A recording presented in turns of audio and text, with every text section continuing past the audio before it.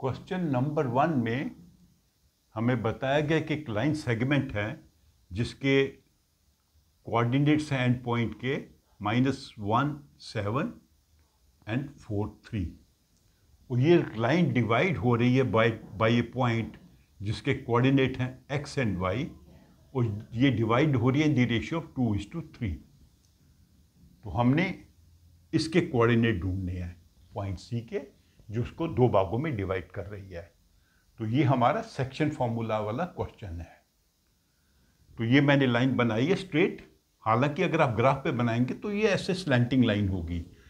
सिर्फ आपको समझाने के लिए ये मैंने स्ट्रेट लाइन बनाई है।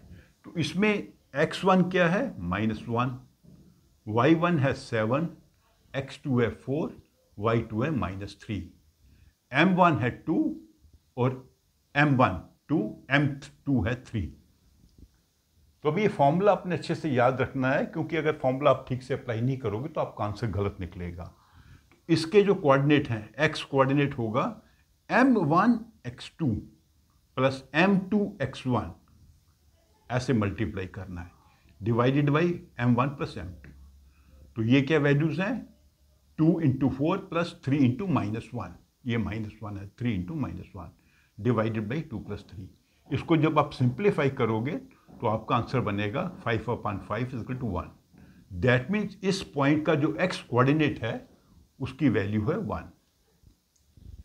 तो y कोऑर्डिनेट का फॉर्मूला क्या है m1 y2, सीक्वेंस वही है m2 y1 divided by m1 plus m2।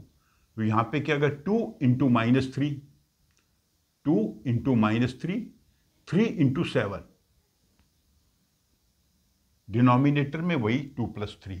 इसको जब आप सिंप्लीफाई करोगे तो आपका आंसर बनेगा 15/5 = 3। दैट मीन्स इस पॉइंट का जो y कोऑर्डिनेट है वो 3 है।